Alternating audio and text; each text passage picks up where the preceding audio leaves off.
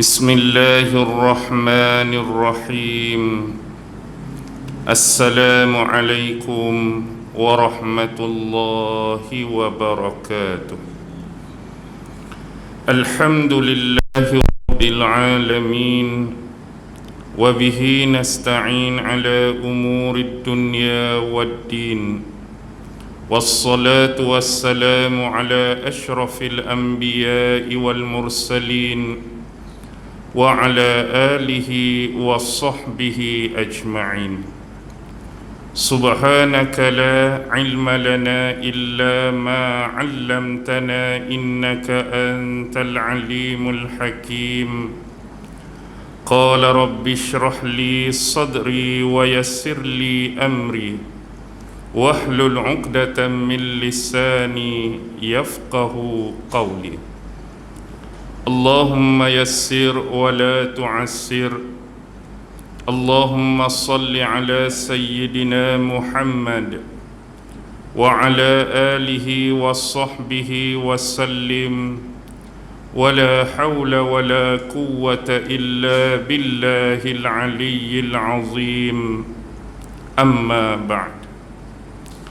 Alhamdulillah, syukur kehadrat Allah Subhanahu wa ta'ala, kerana dengan limpah kurnia, rahmat, kasih sayang dan inayah daripada Allah Subhanahu wa ta'ala, alhamdulillah, pada malam ini sekali lagi kita sama-sama dapat dipertemukan oleh Allah. Dan mudah-mudahan pertemuan ini senantiasa beroleh rahmah, adanya barakah dari sisinya insya-Allah. Tuan-tuan, puan-puan, hadirin hadirat, muslimin muslimat yang dirahmati sekalian, berbekalkan masa yang ada, marilah sama-sama kita memperingati peristiwa hijrah, perjalanan Nabi Muhammad sallallahu alaihi wasallam daripada bumi Mekah ke bumi Madinah bersama seorang sahabatnya, yaitu Sayyidina Abu Bakar As-Siddiq radhiyallahu ta'ala anhu. Sekarang kita berada di bulan Muharram, dan inilah kisah, inilah cerita yang paling famous dan paling popular, yang banyak diceritakan, dikongsikan di meja-meja penceramah di mana-mana masjid bila tiba bulan Muharram. Dan insya-Allah kita mengambil sedikit kesempatan yang ada untuk memperingati kembali sejarah perjalanan yang agung ini, yaitu hijrah Rasulullah sallallahu alaihi wasallam. Untuk menceritakan dan menyimpulkan tempoh perjalanan ini pastinya memerlukan masa yang amat panjang. Tetapi kita ringkaskan sebagaimana maklum kepada tuan-tuan dan puan-puan. Kisah ini dipersembahkan hampir setiap tahun. Adanya pengetahuan sedia ada, informasi dan maklumat-maklumat pada diri tuan-tuan. Bila sebut tentang hijrah, kita tidak mahu sebagai umat Islam kita hanya pandai menyebut perkataan ataupun kalimah tertentu, istilah-istilah tertentu tanpa kita sendiri memahami apa yang kita sebut. Sebagai contoh, bila kita sebut hijrah, seharusnya sebagai umat Islam kita faham sungguh-sungguh, faham benar-benar apakah yang dimaksudkan dengan hijrah. Sebagai contoh, salah satu daripada makna hijrah sebagaimana yang disabdakan menerusi hadis Rasulullah sallallahu alaihi wasallam. Hadis ini adalah hadis sahih, riwayat daripada Imam Bukhari dan selainnya. Hadis ini diriwayatkan oleh sahabat besar Abdullah bin Umar radhiyallahu ta'ala anhuma. Apa kata Rasulullah? Al-muhajiru man hajara ma nahallahu an. Seorang yang berhijrah ialah seseorang yang meninggalkan apa yang menjadi larangan Allah ke atasnya. Rasulullah bagi tahu, Rasulullah habaq, seseorang yang dianggap sebagai berhijrah ialah seseorang yang meninggalkan apa yang menjadi larangan Allah atasnya. Jadi kata kunci ini ialah, sebagai seorang Muslim yang beriman kepada Allah, Rasul dan hari akhirat, kita diminta dan dituntut sedaya upaya dan sebaik mungkin untuk meninggalkan perkara-perkara yang menjadi larangan Allah, yang menjadi cegahan Allah, yang menjadi perkara yang tidak disukai dan dimurkai oleh Allah. Dan dalam masa yang sama, apa jua tuntutan syariat, perintah-perintahnya yang telah kita kerjakan, yang telah kita buat selama ini harus dipertingkatkan ke arah yang lebih baik. Bukan sebelum ni kita tak solat, bukan sebelum ni kita tak puasa, bukan sebelum ni kita tidak buat amalan-amalan dan ibadah lain buat.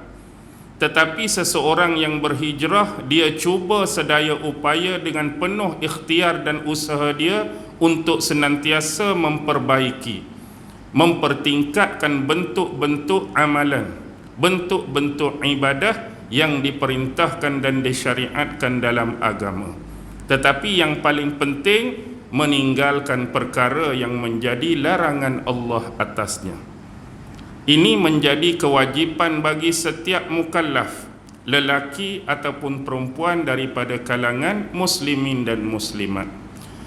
Manakala ada hijrah bentuk lain secara ringkas, yang mana hijrah ini disebabkan Islam terfitnah, umat Islam tidak mampu untuk menjalankan dan mengamalkan ajaran agamanya.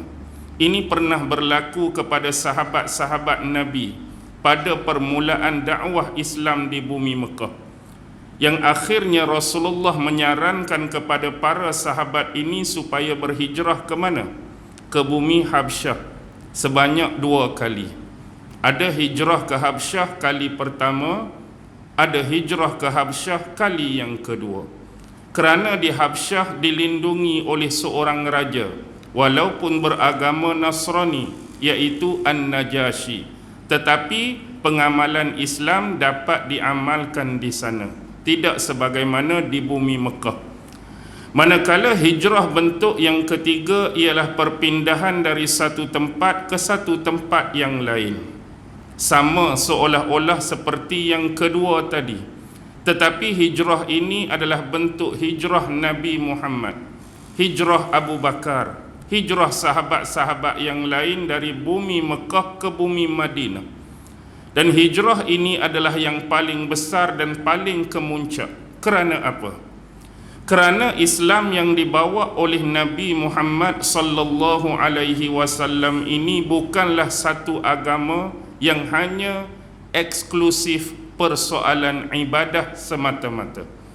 Kalaulah Islam yang Nabi bawa ini hanya bersangkutan dengan amaliyah ibadah, Rasulullah tidak perlu berhijrah ke Madinah. Cukup solat di Mekah, cukup tawaf di Mekah, cukup sa'i di Mekah, cukup beribadah di Mekah. Kalau Islam hak Nabi bawa ni hanya eksklusif persoalan ibadah. Tetapi tidak demikian. Kerana Islam yang dibawa oleh Nabi Muhammad ini adalah satu agama yang mencakupi keseluruhan bidang kehidupan manusia. Dalam berpolitik kena ada Islam, dalam ekonomi kena ada Islam, dalam bersosial kena ada Islam, dalam beribadah kena ada Islam, dalam bernegara kena ada Islam, dalam perundangan kena ada Islam. Jadi untuk memenuhi tuntutan tersebut, Rasulullah memerlukan satu benda yang paling penting, iaitu kekuasaan. Dan inilah Rasulullah tidak dapati di bumi Mekah, kerana pemerintahan dan kekuasaan pada masa itu dipegang oleh siapa? Oleh hegemoni dan elit-elit bangsawan Mekah.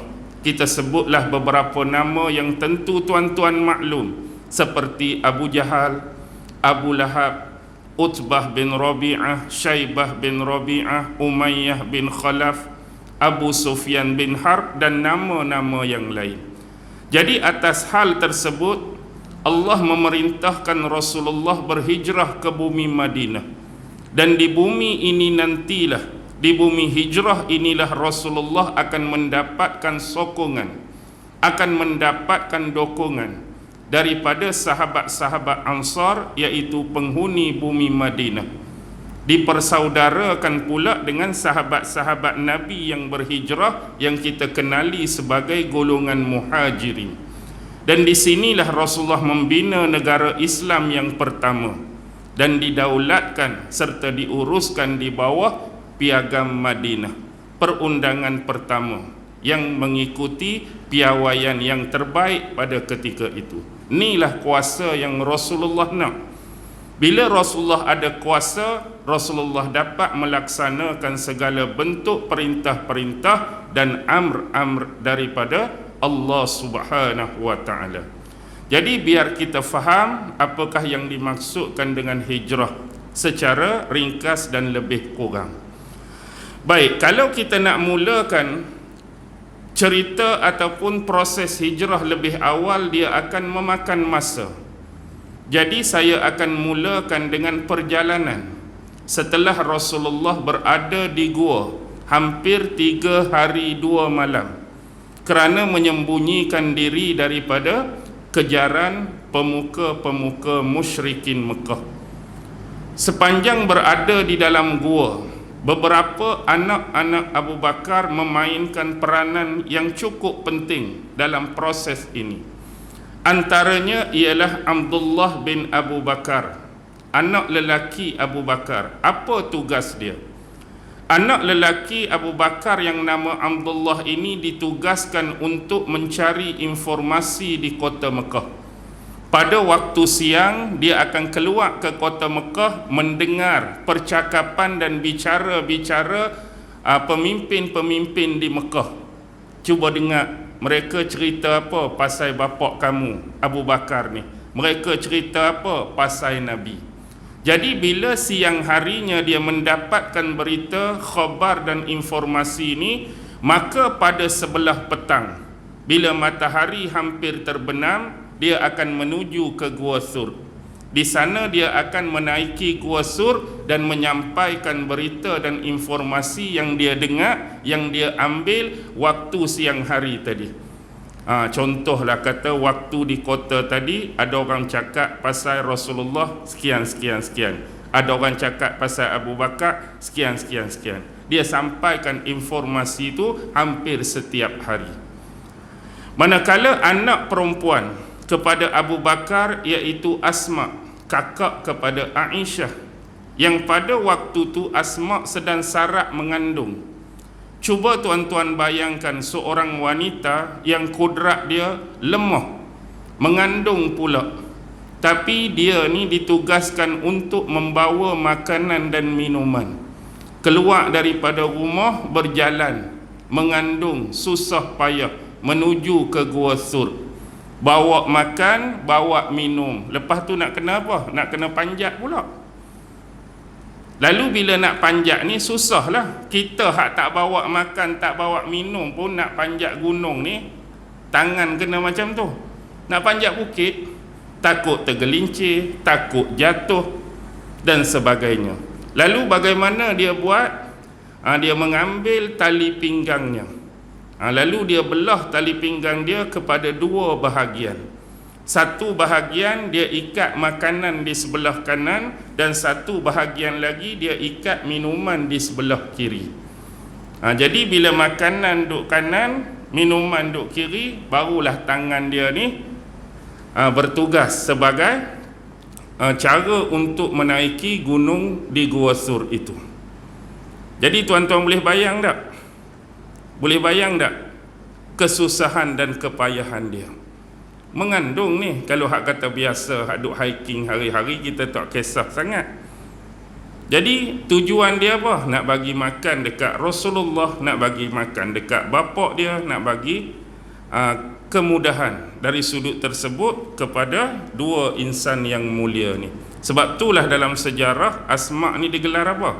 Zatun ni tokin, wanita yang memiliki dua ikat pinggang. Baik, manakala seorang lagi hamba kepada Abu Bakar bernama Amru bin Fuhairah.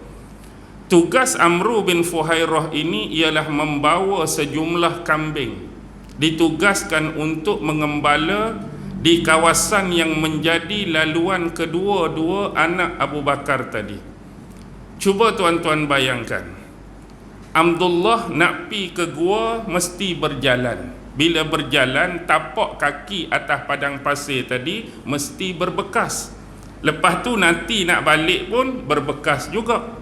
Asma' nak pi pun mesti berbekas, dan Asma' nak balik semula pun mesti berbekas. Kalaulah tapak kaki dan tanda-tanda ada orang yang melalui kawasan ni menuju ke gua, maka takut akan terperangkap, takut akan diketahui. Jadi tugas Amru bin Fuhairah ni bawa gembalaan kambingnya melalui jalan yang sama. Jadi bila tapak kaki kambing banyak ni, tujuan dia nak menghapuskan tapak kaki, laluan pergi dan balik semula dua orang ni sebelum ni. Dan ini adalah bentuk strategi, ini adalah bentuk taktikal pada masa tu. Baik, lebih kurang 3 hari 2 malam. Saya tak mau ceritalah keberadaan dalam gua, apa peristiwa yang terjadi, tu tuan-tuan pun dah tahu. Yang kita nak cerita ialah bila Rasulullah mula nak bergerak, mula nak berhijrah daripada Gua Thur nak menuju ke Madinah. Baik, ada riwayat yang menyebutkan Rasulullah memulakan perjalanan ni pada awal bulan Rabiul Awal, 1 Rabiul Awal. Dan ada juga riwayat yang menyebut 4 Rabiul Awal. Tak kisahlah mana-mana tarikh, tapi umumnya pada awal Rabiul Awal Rasulullah mula berhijrah. Rasulullah berhijrah ni dengan mengenderai 2 ekor unta. Asalnya unta ni dua-dua dimiliki oleh Abu Bakar, tetapi salah satunya dihadiahkan kepada Rasulullah sallallahu alaihi wasallam. Seekor unta yang baru dibelinya dengan harga 800 dirham. Dan unta inilah dalam sejarah, dalam kitab-kitab sirah disebut dengan nama Al-Quswa. Unta ni Rasulullah bagi nama Al-Quswa. Baik, berapa orang hak nak berhijrah ni? 4 orang. Unta Rasulullah dibawa dan dipandu oleh seorang apa? Seorang juru pandu, juru arah, yang telah disewa oleh Sayyidina Abu Bakar As-Siddiq. Dia adalah seorang lelaki yang bernama Abdullah bin Uraikid. Abdullah bin Uraikid ni seorang musyrik, penyembah berhala daripada Bani Dail. Nama dia Abdullah bin Uraikid Al-Laisi. Walaupun dia ni orang musyrik, tetapi Rasulullah dan sahabat Sayyidina Abu Bakar ni menyewa perkhidmatan dia, kepakaran dia, iaitu dalam menunjuk jalan, menunjuk arah daripada Mekah ke Madinah pada jalan yang bukan menjadi kebiasaan laluan. Biasanya contoh kalau orang nak pi ke Mekah, pi Madinah, guna jalan ni, jalan biasa ke, kalau bahasa kita jalan highway ke, hak selalu orang guna. Tapi nak guna kawan ini sebab dia mahir, dia pakar bab lorong-lorong tikus, bahasa nak bagi mudah faham lah tu. Jalan-jalan ciluk, kita kata. Dia hebat. Jadi guna khidmat dia.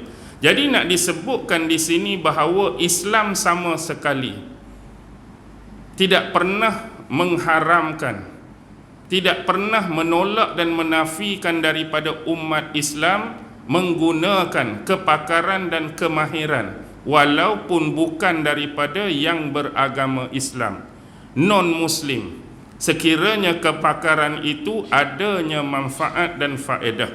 Sebagai contohlah kita kata, zaman dulu kita ni tak ada lagi motor, tak ada lagi kereta. Jadi hak buat motor, buat kereta tu siapa? Mak Saleh semua, hak bukan orang Islam semua. Tapi teknologi dan saintifik yang mereka buat tu ada faedah, ada manfaat. Kita bawa motor, ada kegunaan dia. Kita bawa kereta, ada kegunaannya. Tak salah kita guna sains dan teknologi yang datang daripada mereka sebagai contoh. Dulu kita pergi haji, naik kapal. Kapal tu pun bukan hak orang Islam buat, hak Mak Saleh juga buat. Tapi lepas tu kemeningkatan teknologi, mereka buat kapal terbang pula. Jadi lebih memudahkan. Kita pun naik kapal terbang, bukan hak orang Islam buat juga. Tu nak menggunakan manfaat, tak ada masalah. Tapi syarat dia hendaklah dirahsiakan perjalanan ni. Baik, kembali, Abu Bakar akan naik dengan siapa? Abu Bakar akan dipandu oleh hamba dia tadi, hak bawa kambing, hak hilangkan jejak tapak tadi, Amru bin Fuhairah, dan Abu Bakar membonceng di belakang.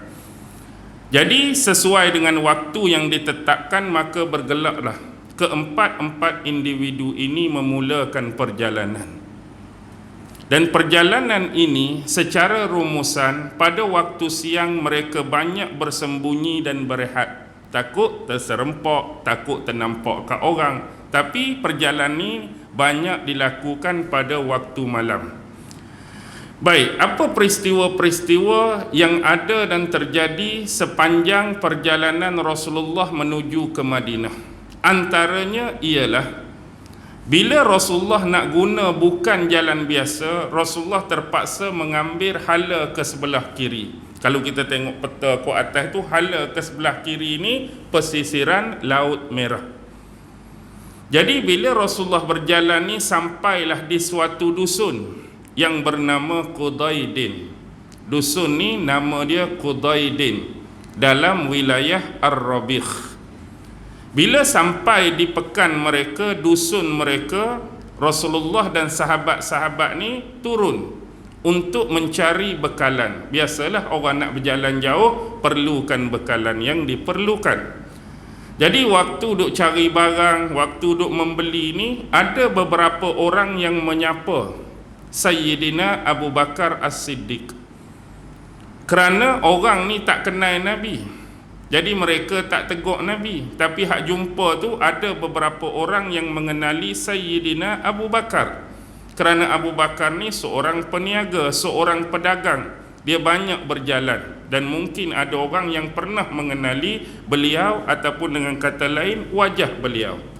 Lalu sebahagiannya ada yang bertanyakan tentang Nabi ni. Ni siapa ni?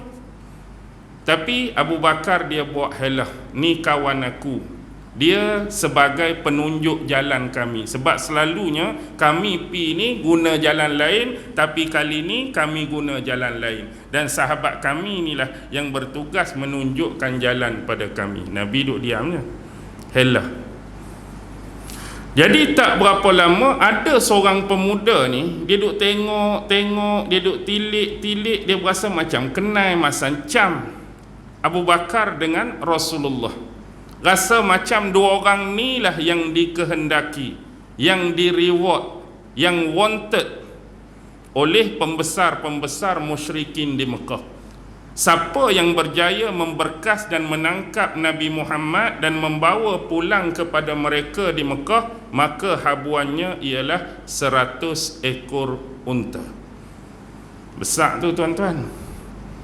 Dan kita tahulah kenderaan yang paling mewah pada masa tu, selain daripada kuda, unta. Kalau zaman kita ni, kenderaan kita kereta. Mungkinlah boleh kita nisbahkan, kalau setakat kuda tu Toyota Camry ke, Honda Civic ke, kelas-kelas tu ya. Tapi bila kata unta ni, mungkin tahap Mercedes, BMW, Bugatti, Ferrari, Porsche, Jaguar dan sebagainya. Kalaulah kita ambil BMW lah, 100 ekor unta seolah-olah sama dengan 100 biji BMW. Siapa tak mau tangkap orang ni, berkah orang ni, ikat orang ni, wapi kepada musyrikin Mekah. Contoh nisbah, hari ni dapat 100 biji kereta BMW, tak ada apa. Suka bukan main. Kita orang cabut nama kita naik nombor 1, dapat kereta kancil Bukit Jambul pun boleh bayang dah perasaan gembira. Orang tangkap 7032 Ustaz Auni Muhammad. Dapat apa? Kereta kancil je. Tapi nak cakap gembira dia, hari ni aku dapat kereta sebiji. Tu pun nak habis dah. Ni kalau bayangkan habuan dia 100 ekor unta nisbah 100 biji BMW. Tak ada. Jadi dia tu sebab orang bawahan pi bagi tahu dekat ketua pemimpin dia. Di situ yang terkenal ialah Bani Mudlish. Pemimpin Bani Mudlish ialah Suraqah bin Malik bin Ju'sum. Suraqah bin Malik bin Ju'sum. Jadi kawan ni pun pi jumpa Suraqah, dan Suraqah pada waktu tu ada rapat umum, pertemuan dengan orang lain, ada majlis. Jadi dia bagi tahu senyap-senyap dekat Suraqah, tadi waktu aku berada di pasar, aku melihat ada orang ni yang aku berkira-kira bahawa mereka inilah yang dikehendaki oleh orang-orang di Mekah, dan hadiahnya ialah 100 ekor unta. Jadi apa respon Suraqah bila diberitakan informasi tu? Suraqah ni dia buat helah. Dia kata sebenarnya orang yang kamu tengok tu bukan orang yang dikehendaki oleh geng-geng di Mekah. Bukan Abu Bakar, bukan Muhammad. Nama dia ialah dia reka nama hak dia reka sendirilah. Kalau kita nisbah hak kamu tengok tu bukan Muhammad, nama dia Ja'far. Kamu tengok tu bukan Abu Bakar, nama dia Mahmud, contoh. Dia reka sendiri ya nama tu. Sebenarnya semalam aku dah jumpa dengan mereka. Bukan. Mereka tu kehilangan barang. Mungkin mereka datang lagi hari ni kat pasar tu nak cari barang mereka hak tercicir dan tertinggal tu. Bila tuan jawab lagu ni, pilah kawan tu je. Yang sebenarnya apa? Yang sebenarnya dia nak bolok 100 ekor unta tu sorang-sorang. Bayangkan kalau dia kata, lagu tu ke, mai kita pergi 1000, kalau dapat hadiah kena bagi 50 ekor seorang. Jadi dia buat helah, bukan. Kawan tu bukan balik. Sebenarnya dia nak apa? Sekejap lagi dia akan pergi kejap lah. Dia nak hadiah tu untuk diri dia sorang-sorang 100 ekor unta. Dan dia bubarkan pertemuan tu. Entah mesyuarat PABG sekolah mana dia pengurusi masa tu, wallahualam lah. Tu saja saya habaq lah. Lalu dia menyediakan kelengkapan dia dengan seekor kuda. Mungkin dengan pedangnya, mungkin dengan panahnya, kejar Nabi. Dan akhirnya beliau berjaya menyusuri Rasulullah dan sahabat-sahabat tadi. Jadi Abu Bakar ni bila berpaling tengok musuh dah dekat, wahai Rasulullah, kita ni dah tertangkap dah. Rasulullah diam saja. Kamu jangan sedih, kamu jangan bimbang, sesungguhnya Allah berserta dengan kita. Bila makin dekat, Abu Bakar ni gelisah, menangis dia. Pasal apa kamu menangis, Abu Bakar? Aku menangis bukan kerana takut aku yang tertangkap. Aku menangis bukan kerana takut aku yang terbunuh, tapi kerana kamu, wahai Rasulullah. Dia menangis tu takut Nabi yang kena tangkap, takut Nabi yang kena bunuh. Dia bukan menangis persoalan diri dia. Lalu bila hampir tu, Rasulullah berdoa, Allahumma kfina bima syi'ta. Ni doa Nabi. Wahai Allah, engkau cukupkanlah orang ini, iaitu Suraqah, bagi kami ini sesuai dengan kehendakmu. Jadi tiba-tiba kaki kuda Suraqah hak tengah kencang kejak tu tergelincir, yang menyebabkan bila kaki kuda ni tergelincir, terpelantinglah jatuh Suraqah dari kuda dia. Berasa tak sedap hati dah ni. Elok-elok naik, elok-elok kejak, elok-elok kencang ni, tiba-tiba tergelincir, jatuh. Lalu kerana kuatkan semangat dan tekad nak dapatkan habuan tu, nak tangkap Nabi, dia kuatkan diri dia, naik sekali lagi, kejap lagi. Bila kejap hampir dengan Nabi, Nabi doa buat kali yang kedua, doa sama tadi. Allahumma kfina bima syi'ta. Sekali lagi kaki kuda dia terpeleset dan dia jatuh daripada kuda buat kali yang kedua. Dua kali dah jatuh. Boleh bangun lagi, boleh gagah lagi, naik lagi, kejap lagi. Kejap-kejap lagi, bila sampai dekat, Rasulullah berdoa dengan doa yang sama buat kali yang ketiga. Allahumma kfina bima syi'ta. Kali ini berbeza. Kaki kuda dia seolah-olah terperosok, kita kata jereluh dalam padang pasir itu sampai tahap lutut, yang menyebabkan jadi apa? Kalau motor ni wikang, bukan Willy ni tayar depan naik. Ni wikang. Dia jadi somersault. Kalau tengok cerita drama Jepun dulu, Mirror Attack tu, sebelum nak tampak, nak smash bola tu, dia pusing-pusing dulu. Jatuh ni jam lah dia. Dia rasa tak sedap hati dah, rasa tak seronok dah. Dia dapat bayangkan dah kemenangan berada di pihak Muhammad. Lalu kali ini dia tinggalkan kuda dia, dia abaikan kuda dia, dia berlari pergi kejar unta Nabi. Lari. Abu Bakar suruh teruskan perjalanan. Tapi pada waktu itu sesungguhnya Suraqah benar-benar sudah ternafi daripada niat dan kejahatan awal tadi. Dia benar-benar minta tolong dan memerlukan bantuan. Lalu Nabi berhenti, U-turn, turun. Dia minta maaf semaaf-maafnya kepada Rasulullah atas perbuatan dia tadi. Maka dia minta supaya perbuatan dia ni jangan dibalas oleh Rasulullah sallallahu alaihi wasallam. Dan atas hal tersebut maka surat perjanjian ditulis. Waktu tu Abu Bakar bawa alat-alat untuk menulis, tempat nak menulis. Kenapa Abu Bakar bawa benda ni semua? Kerana dibimbangi takut-takut sepanjang perjalanan ini ada wahyu-wahyu baru yang turun pada Nabi. Jadi kalau ada wahyu baru, boleh tulis siap-siap. Jadi guna perkakasan tadi diperintahkan kepada Amru bin Fuhairah, hamba Abu Bakar tadi, tulis surat perjanjian.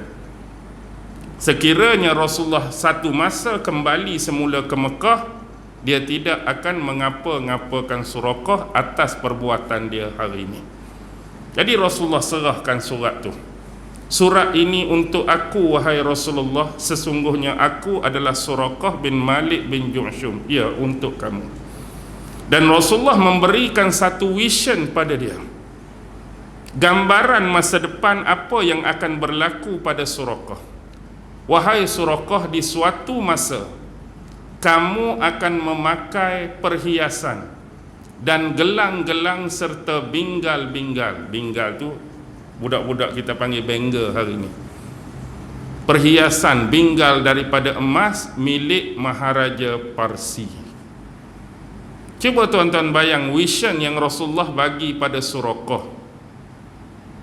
Perhiasan, mahkota, gelang mah, perkakasan mah daripada kerajaan Parsi. Sedangkan diri Rasulullah sendiri waktu tu pun Madinah tak sampai lagi.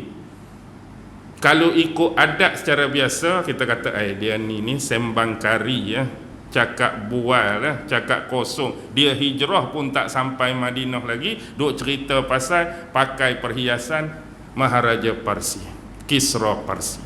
Tapi itulah yang berlaku. Vision yang Rasulullah bagi ni berlaku 24 tahun kemudian. Bukan pada zaman Rasulullah dah wafat. Bukan zaman Sayyidina Abu Bakar dah wafat. Tapi zaman pemerintahan Sayyidina Umar bin Al-Khattab. Kerana zaman pemerintahan Umar lah kerajaan besar Parsi runtuh, jatuh dan hancur binasa. Waktu itulah segala ghanimah-ghanimah, perkakasan-perkakasan dibawa kepada khalifah di bumi Madinah. Dan waktu tu Umar panggil Suraqah ke Masjid Nabawi, dan di hadapan orang ramai dia minta Suraqah pakai benda-benda tu. Suraqah pun ambil lah, pakai, baru dia teringat benda ni Nabi dah habaq kat dia 24 tahun lepas. Baru jadi 24 tahun kemudian. Tu serba sedikit mengenai Suraqah bin Malik. Seterusnya,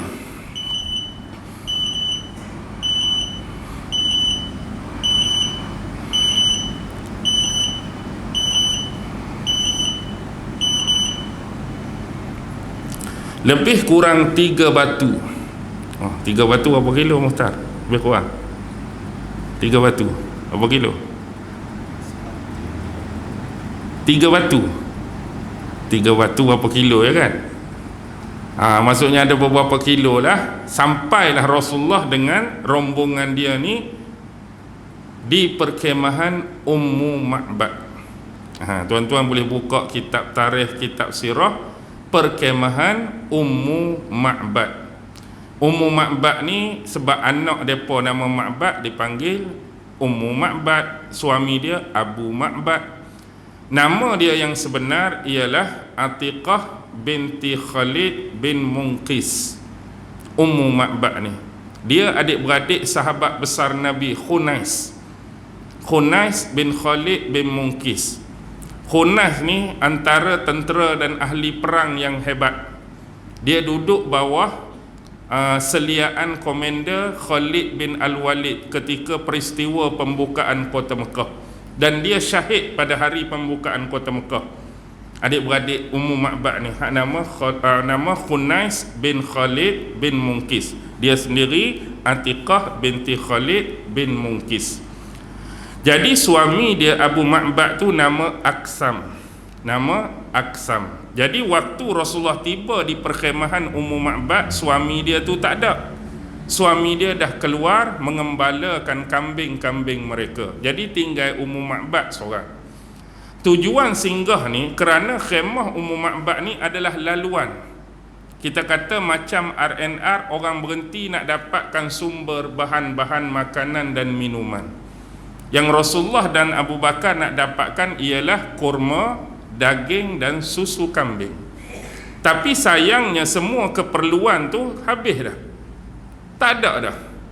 Bahkan Ummu Ma'bad kata, demi Allah, sekiranya kamu semua memerlukan barang-barang tersebut, kalau aku ada, kamu tak perlu bayar pun. Aku akan bagi secara percuma. Tapi aku sendiri pun kehabisan sumber-sumber dan barang yang kamu minta dan nak. Tak ada. Jadi tak lama Rasulullah terpandang seekor kambing. Jadi Rasulullah tanya, Ummu Ma'bad, kambing apa tu? Dia kata, ni ialah seekor kambing yang sedang dalam kepayahan dan kesakitan. Dia jenis sakit tak berapa kuat. Sebab tu suami dia tak sertakan dia sekali pi gembala tu. Sebab dia jenis tak larat, sakit, lemah. Jadi tinggal dia. Jadi kambing tu ada susu ke tak? Ummu Ma'bad kata, kalau ada susu lagi parah keadaan dia. Jadi kalaulah kamu memberi keizinan kepada aku, boleh tak aku nak cuba try pi perah susu dia, kok ada ke? Kalau kamu nak, pilah. Jadi dengan tangan Rasulullah yang mulia, Rasulullah terai perah, keluar susu.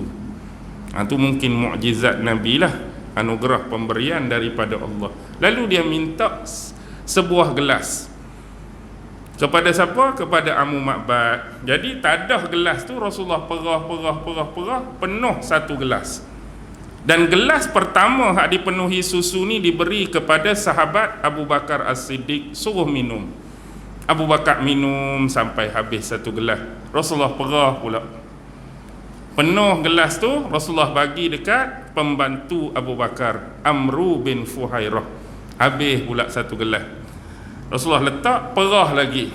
Gelas yang ketiga Rasulullah bagi pada siapa?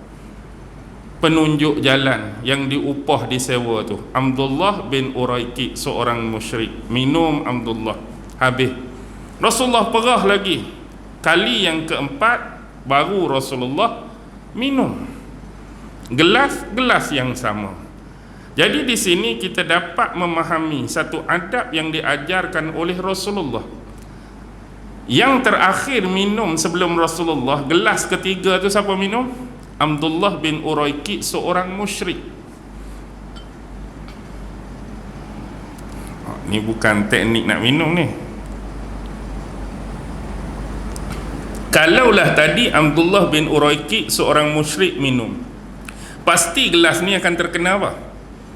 Gigi dia mungkin, bibir dia mungkin, mulut dia mungkin. Tapi selepas tu Rasulullah ambil, adakah Rasulullah buat macam ni? Alah, orang musyrik ni minum, aku kena genyih-genyih dulu. Lawyer aku nak minum, mulut orang musyrik. Adakah Rasulullah buat lagu tu? Tak. Adakah Rasulullah kata Ummu Ma'bad tukar gelas lain lah, sebab yang last tadi musyrik minum, aku nak gelas lain. Adakah minta tukar? Tak. Gelas itulah juga Rasulullah minum. Ni nak mengajarkan kepada kita bahawa yang pernah disebut oleh Rasulullah tentang najisnya orang kafir dan musyrik ni bukan pada fizikal, tetapi pada akidah dan kepercayaan mereka. Hak kata musyrik dan kafir ni najis, akidah hak mereka pegang tu, kepercayaan salah yang mereka pegang tu. Dari sudut fizikal, kalau mereka bersih, bersihlah sama seperti kita. Kalau kotor, kotorlah sama seperti kita. Perah lagi gelas yang kelima, bagi kat siapa? Orang berbudi, kita berbahasa. Suruh Ummu Ma'bad minum. Ambil kat mana susu ni? Perah kat mana? Kambing tadilah kami minta izin nak perah tu. Ada susu kah? Ada. Rasulullah perah lagi kali yang ke-6, bagi kat Ummu Ma'bad. Untuk siapa? Nanti suami kamu balik daripada mengembala kambing, bagilah susu ni kat dia. Jadi ringkas cerita, Rasulullah tinggalkan perkemahan Ummu Ma'bad, baliklah Aktham Abu Ma'bad, bagilah susu ni kat dia. Terkejutlah kawan ni. Tadi sebelum keluar sarapan tadi tak ada lah kata susu-susu. Lepas tu hak aku tinggal pula kambing hak tak ada susu. Macam mana pula kamu boleh sediakan susu untuk aku? Kambing hak ada susu semua aku bawa, aku gembala ni. Tadi perkemahan kita disinggahi oleh 4 orang. Sifat orang dia macam ni, macam ni, macam ni. Perangai mereka macam ni, macam ni, macam ni. Tutur kata mereka macam ni, macam ni, macam ni. Karakter mereka macam ni, macam ni. Ali Abu Ma'bad terfikir, mungkin inilah orang daripada golongan bangsawan Mekah yang orang duk cerita tu. Pasal musyrikin Mekah hak wanted, hak reward tu. Jadi bila kepada tengok cerita tadi, dia mempunyai kelainan pada pemikiran dia. Bukan kata macam Suraqah nak dapat 100 ekor unta, tak. Daripada sifat yang isteri dia cerita, adab isteri dia cerita, karakter isteri dia cerita, ni bukan orang biasa. Dan aku berimpian dan berharapan kalau suatu masa aku bertemu dengan dia sekali lagi, maka aku akan beriman dan menjadi pengikutnya. Dan dia mengotakan kata-katanya. Selang beberapa bulan Rasulullah sampai di Madinah, mereka sekelamin, sepasang ni suami isteri berangkat menuju ke Madinah, bertemu dengan Rasulullah dan beriman kepada Allah dan Rasulnya, masuk Islam, jadi sahabat, sahabiah, pengikut Nabi. Dan ada riwayat yang menyebutkan, wallahu alam lah riwayat ni betul ke tak betul, benar ke tak benar, tapi dalam kitab sirah ada menyebut kambing yang Rasulullah perah susunya tu hidup sampai zaman pemerintahan Sayyidina Umar. Pada tahun ke-17 Hijrah, ada riwayat sebut sampai tahun 18 Hijrah baru kambing tu padam. Lama tu.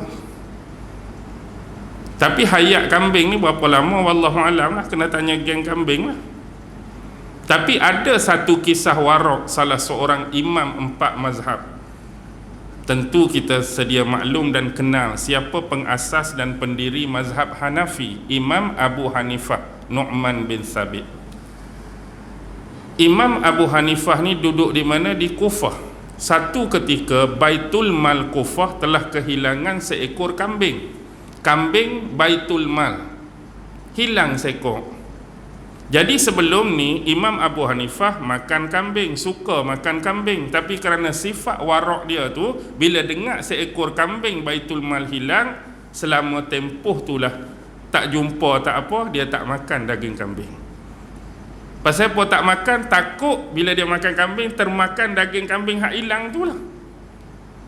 Jadi nak cari tahu, cara dia ialah dia pergi jumpa lah gembala-gembala kambing, hak orang biasa menguruskan kambing. Tempoh paling lama kambing ni boleh hidup berapa lama? Lalu mereka memberikan jawapan lebih kurang 7 tahun. Jadi dalam tempoh berapa? Lama, 7 tahun tak makan kambing. Kira lepas 7 tahun tu baru dia makan balik. Walaupun tak jumpa, kau tak tahu di mana tu, kira agar binatang tu dah padam, dah tamat tempoh. Kalau kita lagu mana? Mukhtar. Kambing hak nak korban Masjid Binjai 2 ekor hilang. Selagi tak jumpa, selagi itulah aku tak makan kambing. Tak ada Kalau malam ni Mukhtar kata, start kambing, habis 2 pinggang. Tak kira lah kambing hak hilang tu ke kambing mana.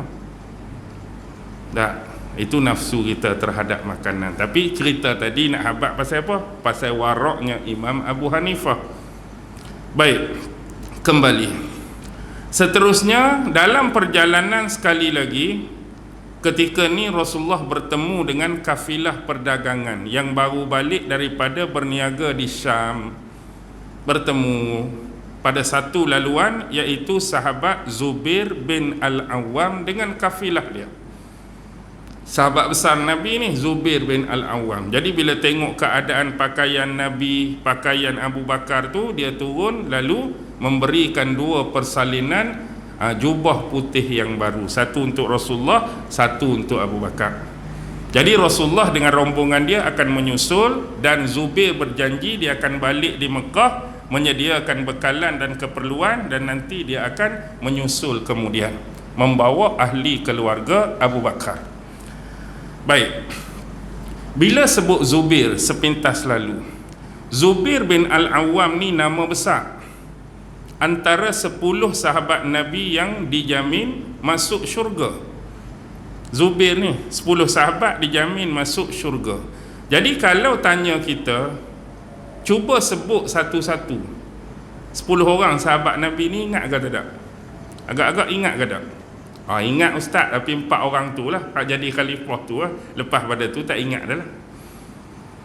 Sayyidina Abu Bakar, Sayyidina Umar, Sayyidina Osman, Sayyidina Ali, habislah kita lah. 6 orang lagi tu kotak kanting duk fikir, belik Google, belik buku, belik kitab. 10 orang baru. Tapi kalau tanya pemain Barcelona 11 orang, semua dia ingat nama. Penjaga gol nama apa, defend nama apa, tengah nama apa, penyerang nama apa. Tak cukup ingat nama negara asal depa pun. Kalau pertahanan ni pemain Brazil ni, kalau penyerang ni Argentina ni, kalau penjaga gol ni Belanda ni, contoh. Lepas tu kalau hak minat lagi, kalaulah Messi ni gaji bulanan dia ni orang bayar 500,000 seminggu ni, kalau penjaga gol pula 280,000. Tu kata-kata hak minat sangat lah tu. Tapi nama sahabat 10 orang pun jenuh nak peringat. Siapa dia? 10 orang lagi. Cuba ingat balik. Dah kita sebut dah ni, seorang ni Zubair bin Al-Awwam. Lepas tu sahabat paling kaya, bukan Osman, seorang lagi hak berniaga di pasar Yahudi. Hak dia bolok semua perniagaan di pasar Yahudi, Abdul Rahman bin Auf. 6 orang dah. Yang ketujuh, siapa? Isteri Nabi. Ada. Isteri Nabi tak ada dalam 10 hak dijamin masuk syurga ni. Hari perang Uhud, Abu Bakar kata apa? Hari ini segala-galanya adalah hari, Abu Bakar sebut nama sahabat tu. Dia man of the match. Kalau bola, kira 9.7 lah. Siapa dia? Talhah bin Ubaidillah. Talhah bin Ubaidillah. 7 orang. 8 Bilal bin Rabah. Ada. Walaupun hak tu pun akan masuk syurga, tapi tak tersenarai dalam 10 ni. Sa'id bin Zaid. Siapa Sa'id bin Zaid? Adik ipar Saidina Umar, suami kepada Fatimah binti Khattab, yang kena tampak dekat Saidina Umar waktu baca surah apa? Surah Taha senyap-senyap dalam rumah dia tu. Taha ma anzalna alaikal Qur'ana litashqa, dan melalui ayat daripada surah itulah Umar mendapat hidayat. Adik ipar Umar, Sa'id bin Zaid. Dan yang kesembilan, yang Rasulullah doa pada dia, setiap kali dia melepaskan bidikan anak panah dia, pasti akan mengenai sasaran. Sa'ad bin Abi Waqqas. Dan yang ke-10, dia ialah orang yang paling amanah daripada umat ini, Abu Ubaidah Al-Jarrah. Itu 10 orang sahabat Nabi yang dijamin masuk syurga. Baik, bila sebut tentang Zubair, Zubair ni bukan setakat sahabat Nabi, bukan dijamin 10 masuk syurga, tetapi Zubair juga adalah sepupu kepada Rasulullah sendiri. Zubair tu sepupu Nabi. Tapi sebab kita belajar sirah sahabat-sahabat Nabi ni, selalunya sepupu ni dia naik nama bila berhubungan bapak dengan bapak. Contoh macam Abdullah, adik-beradik dengan siapa? Abu Talib, pak saudara Nabi. Jadi kita mudah kenal bila tanya siapa sepupu Nabi? Ali. Siapa sepupu Nabi? Ja'far. Siapa sepupu Nabi? Uqail. Siapa sepupu Nabi? Ummu Hani. Sebab belah lelaki. Begitu juga dengan anak-anak Abu Lahab. Abu Lahab jahat-jahat dia pun dia tetap pak saudara Nabi. Bila dia pak saudara Nabi, anak dia confirm sepupu Nabi. Utbah sepupu Nabi, Utaibah sepupu Nabi, Mu'attab sepupu Nabi. Itu semua anak Abu Jahal. Tapi banyak lagi sepupu Nabi hak belah mak, jarang kita dengar. Abdullah bin Jahshin, Ubaidillah bin Jahshin, dan isteri Nabi sendiri Zainab binti Jahshin. Itu semua sepupu Nabi. Dan Zubair sepupu Nabi belah mana? Belah mak. Sebab datuk Nabi Abdul Muttalib ni, isteri dia ada 5 orang. Bukan 5 orang satu masa lah, 5 orang masa yang berbeza. Dari 5 orang isteri, Abdul Muttalib tok Nabi dapat 10 orang anak lelaki, 6 orang anak perempuan, 16 orang semua. Jadi hak sulung perempuan tu nama dia Safiyah binti Abdul Muttalib. Safiyah zaman jahiliyah pernah berkahwin dengan adik-beradik Abu Sufyan. Abu Sufyan hak duk lawan Nabi itulah bapak Muawiyah tu. Nama dia Haris bin Harb, adik-beradik Abu Sufyan bin Harb. Kemudian perkahwinan ni tak kekal lama. Kemudian Safiyah mak saudara Nabi ni kahwin dengan seorang lelaki bernama Awam. Bila kahwin dengan Awam itulah lahirnya Zubair bin Al-Awam dan adik-beradik dia Abdul Ka'bah bin Awam, Sa'id bin Awam. Jadi sebab apa dia jadi sepupu dengan Nabi? Sebab dia anak mak saudara Nabi, Safiyah tu.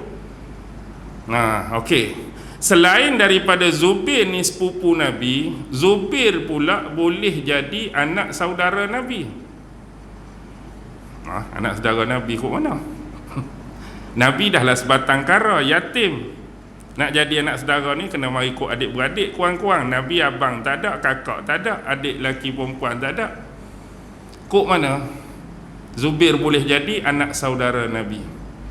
Awam tu saya tak cerita habis lagi. Nama Awam yang sebenar ialah Awam bin Khuwailid.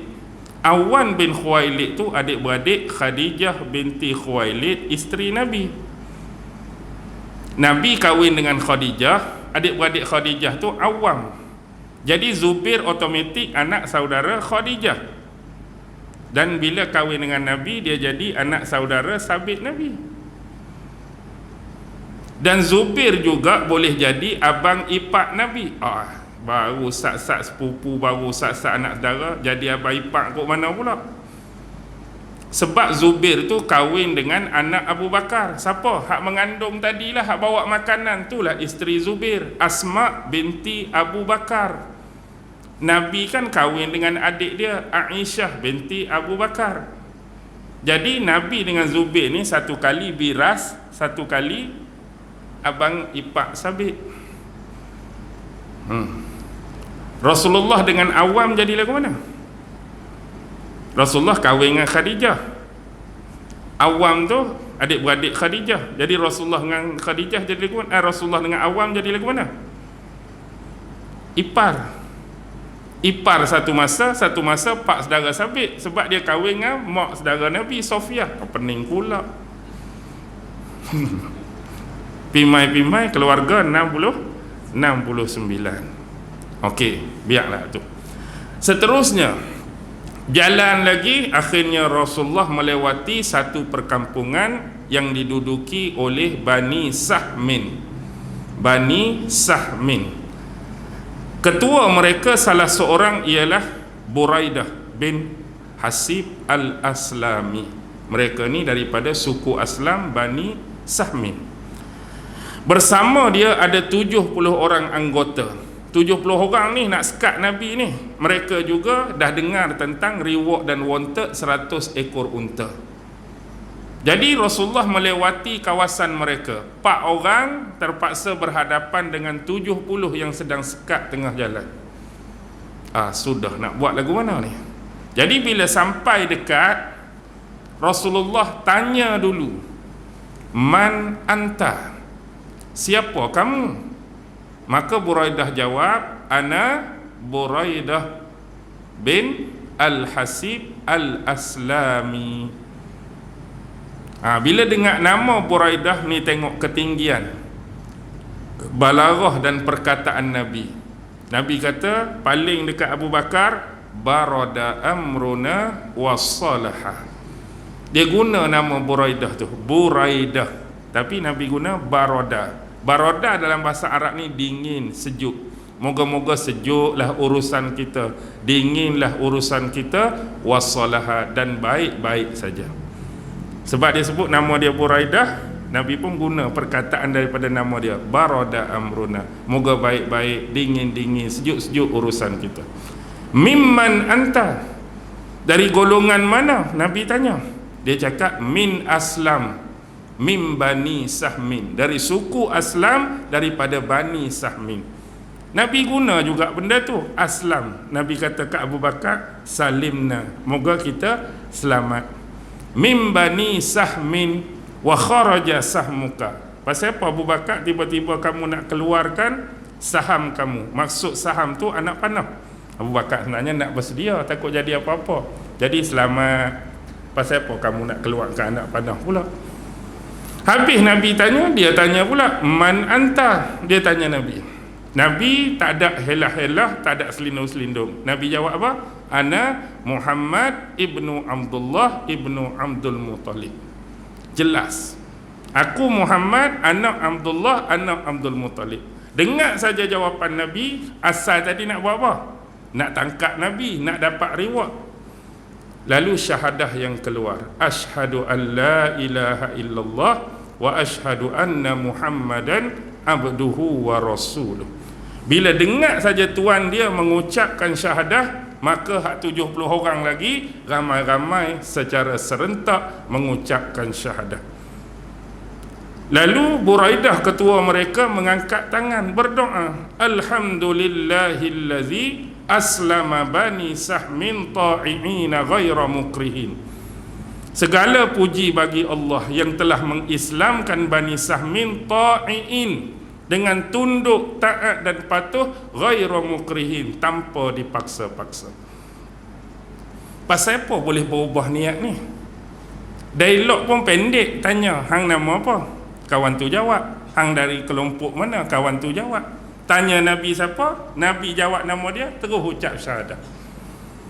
Di sini mencakupi dua benda dari sudut psikologi. Pertama ialah keberanian, dan kedua ialah menunjukkan kebenaran. Di mana keberanian Nabi? Setakat tanya soalan, kamu siapa, berani ikut mana? Tuan-tuan, kalau kita ni mak rempit, masuk kampung orang, preng, orang kampung tahan. Biasanya siapa tanya soalan dulu? Orang kampung ke kita? Standard orang kampung. Kita orang luar masuk preng, orang kampung tahan. Hang anak siapa? Mai kampung mana? Mai ikut celah mana? Tiba-tiba preng orang sekat. Hang siapa? Kita tanya dulu. Siapa samsing? Kita samsing. Siapa kedebek? Kita tanya dulu. Orang kampung sekat kita penuh ramai-ramai, kita seorang, kita tanya. Hang siapa? Kampung ni kampung apa? Pasal apa sekat aku? Kedebek dia ni. Daripada pertanyaan tu hak ramai-ramai nak sekat Nabi, patut depa tanya Nabi. Kamu lalu sini nak pi mana? Kamu ni siapa? Nabi tanya dia dulu. Berani orang ni. Tanya pula kabilah. Tanya kabilah ni jangan main-main. Hang kampung mana? Jangan main nama kampung ni. Lagi orang nak marah. Tapi bila kata tak, dia tak ada sembunyi. Kata, aku kena rahsiakan ni. Identiti aku kena sebut nama orang lain. Tak. Dia bercakap benar. Mungkin dia dah dapat informasi sama seperti Abu Ma'bad tu. Orang ni bukan orang biasa, bukan orang calang-calang. Jadi atas keberanian dan kebenaran yang Nabi sebut nama dia dengan jelas tu, dia terus melafazkan syahadah. Dan tuan-tuan boleh lihat, sebelum sampai ke Madinah lagi, Nabi dah berjaya merekrut 70 pengikut baru dari kalangan sahabat. Jadi hak asal 4 jadi 74, dan mereka berjanji nak escort, kawal Nabi biar Nabi ni sampai dengan selamat ke Madinah. Bukan kata dah selesai kami, kamu jalanlah. Kami dengan urusan kami, kamu urusan kamu. Tak. Mereka nak pastikan Nabi selamat, mereka akan escort dan rekrut Nabi sampai ke Madinah. Dan mereka bagi satu cadangan pada Nabi. Bila kita nak sampai dan nak masuk bumi Madinah ni, kita kena sediakan satu bendera, satu panji, menunjukkan kita ni orang luar yang baru datang nak masuk Madinah. Jadi lebih kurang berjalan, akhirnya pada hari yang ditentukan sampailah ke bumi Madinah. Disambut oleh penduduk Madinah. Penduduk Madinah bukan kata hari tu nak sambut Nabi. Hari-hari sebelum ni pun mereka duk tunggu dah. Sebab berita Nabi berhijrah tu dah sampai pada mereka. Jadi hari-hari mereka keluar dari Madinah menuju ke Quba, tempat Nabi first sampai tu. Madinah dengan Quba ni jauh dia 2 farsah. 2 farsah pula. 1 farsah 3 batu. Jadi 2 farsah 6 batu. Kira lah dengan kilometer ni 6 batu tu sejauh mana. 1 farsah tu sama dengan 3 batu. 3 batu tu juga sama dengan 60,000 hasta. Jadi 2 farsah 6 batu sama 120,000 hasta. Berapa Nazir? 6 batu. Dah nak habaknya sebut batu tu pun jauh. Dah 6 batu ni. Cuba tuan-tuan bayang, seronok dan semangatnya nak jumpa, nak sambut Nabi. Dari Madinah keluar 6 batu. Jalan jauh 6 batu, jalan tunggu dari pagi. Tak muncul-muncul ni. Kalau panas tengah hari, mereka berlindung bawah pokok, bawah pohon taman. Petang tu sambung lagi, tak muncul-muncul. Bila matahari nak terbenam, tak sampai lagi kok. Balik pula 6 batu. Esok 6 batu pula. Tunggu Nabi tak sampai lagi, balik 6 batu. Tengok semangat bersungguhnya. Kita hari ni jogging sekilo pun tak sampai, roti canai 14 biji.